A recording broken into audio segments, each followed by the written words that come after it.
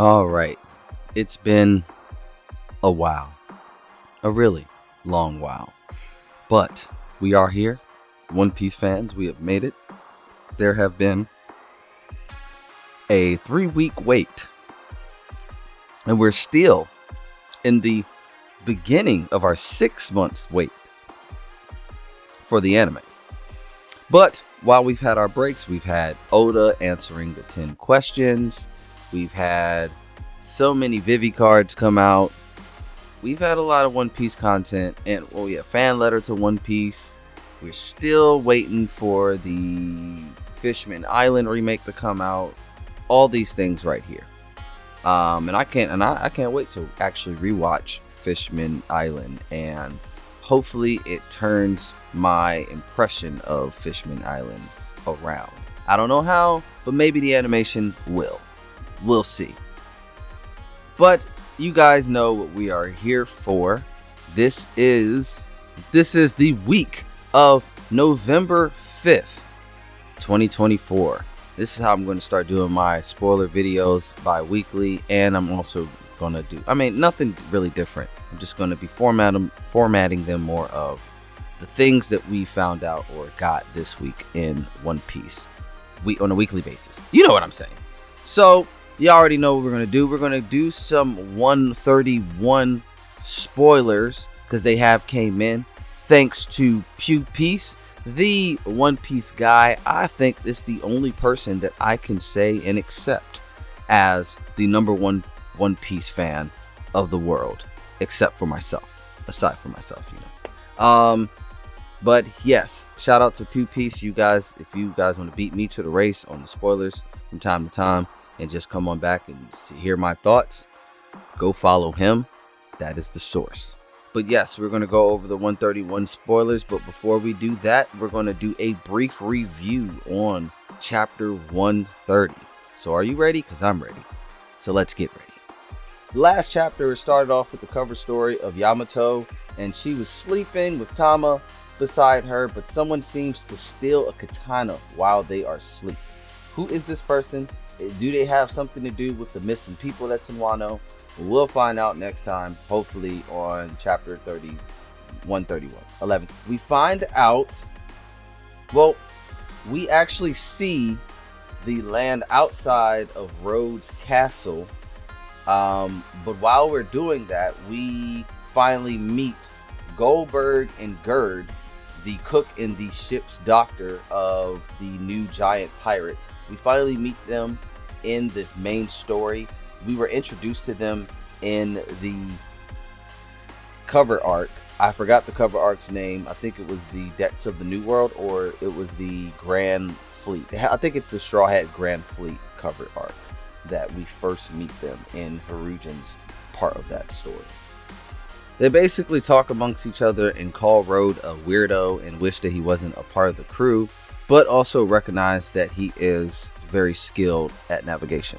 But as the Straw Hats were getting away, Luffy says, "Do you feel that?" And he says he's getting goosebumps.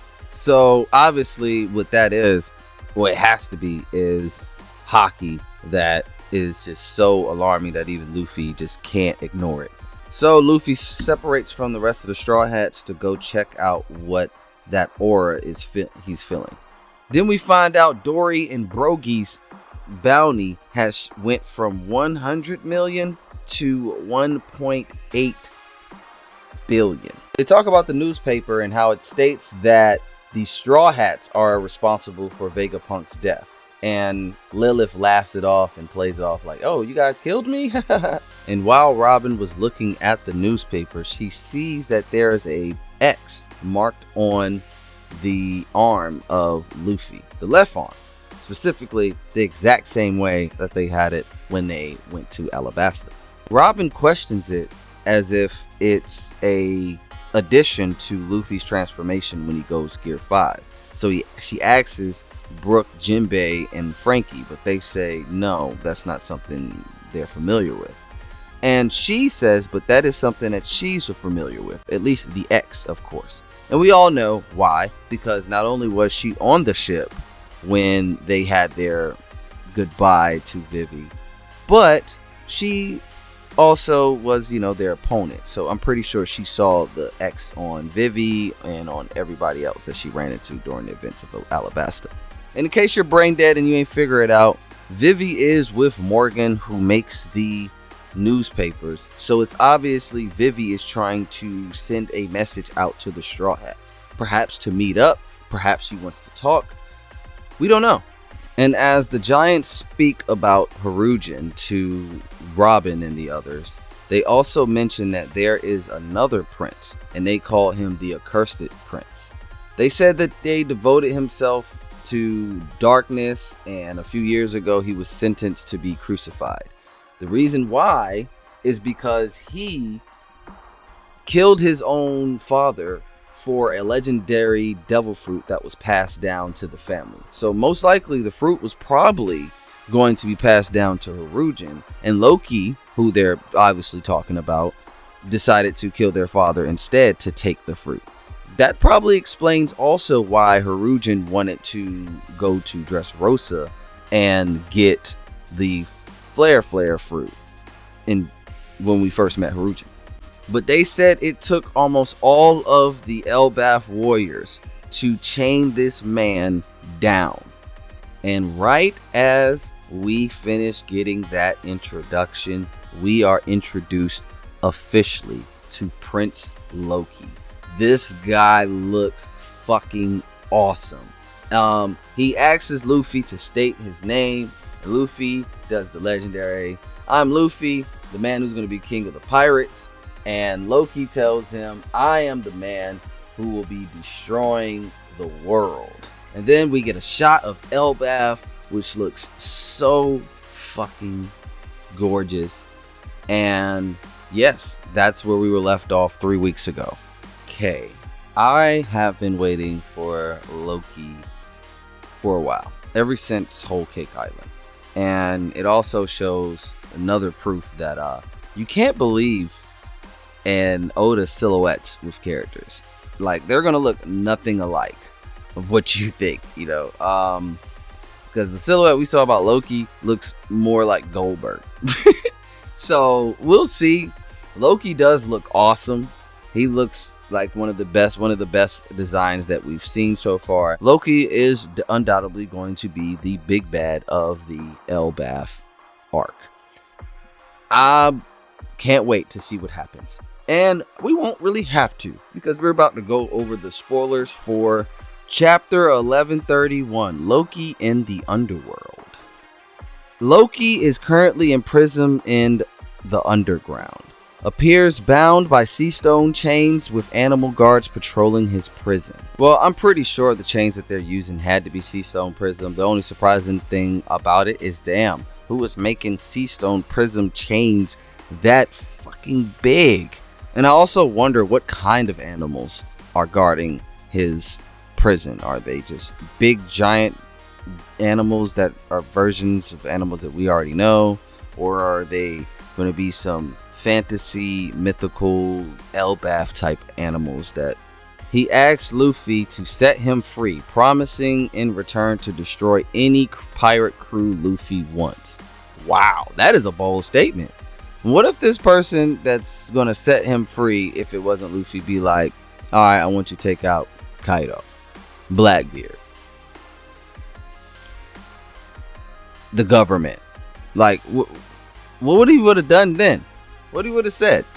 During their conversation, Loki calls Shanks a chicken, which angers Luffy, leading him to attack Loki in Gear 4.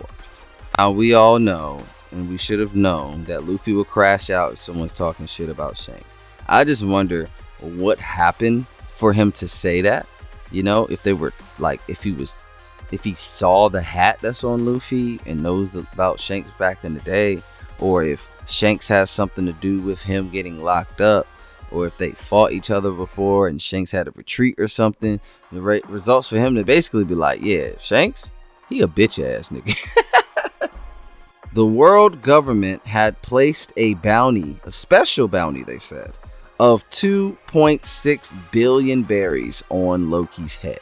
I wonder why, for what, and who is the one telling us this? because we don't know really that much people. Well, we got that one guy, that bandit guy, who just goes around bounding, bragging about their bounty and how much is on their head, especially if they're big time. So I don't think Loki is telling it himself, but probably the giant from last chapter is explaining his bounty or something. But I don't know, or it'd just probably be one of those banners that come up beside him and say 2.6 billion. Just like me, curious about the connection between Shanks and Loki, Luffy demands an explanation, but Loki cryptically states he'll only reveal the truth if Luffy releases him. I'm loving this so far, because Loki is already showing traits of his personality that comes from different medias to me. That trickster, that deviant, that person who manipulates everyone around him to get what he wants. I see that he's already using Luffy's weakness or impulsion of just mentioning Shake's name in a negative way, all to get what he wants, to be rescued or be freed. And once he's freed, he's probably going to tell Luffy that he lied, or he's just going to steal withheld information, or not even tell him at all what's going on between him and Shanks. And that's really going to create a problem between these two, and it's probably going to create some conflict between Elbaf and the Straw Hats because Luffy letting him go. So I see Luffy letting him go just off of that alone. Hopefully Luffy's smarter than I think he is, but I really doubt it. Meanwhile, Zoro and his group narrowly escape from Rogue and his gang of pirates. Robin prepares herself to reunite with Saul, having Brooke cut her hair and returning to the pre-time skip hairstyle. Oh, I love Robin. And at the end of the chapter, a giant is shouting that Saul has collapsed on the ground, and we have no break next week. Okay, I wonder who's this gang that is, or gang of pirates that are helping Rogue. I doubt that it's the new giant pirates, because you see how they feel about him. Maybe he has his own little people, or maybe it's the little NPC like people who's been getting snatched up by him that's just trying to help, or I don't know. Y'all let me know in the comments. Robin is preparing to make herself look or appear like the younger version of herself, or more appealing or rememberable to Saul, which I love. We don't get that many sentimental scenes with Robin, because she's either saying a very dark joke, or she's just quiet in the back, or she just gives us a little bit of dialogue information or so what's going on. Or we get a conversation of history between someone else and her, so we can get some knowledge drops in the chapter. But for us to see her getting something that's personal to her is wonderful. I'm happy for Robin's character, but with Saul collapsing, that doesn't really last long. I hope this isn't something very, very serious. I hope it's just him, being sick. I'm pretty sure he's going to be packed up for real soon, but I at least want him and her to have that reunite, please. But those are my thoughts in my review on chapter 1130 and the spoilers of 1131. What do you guys think?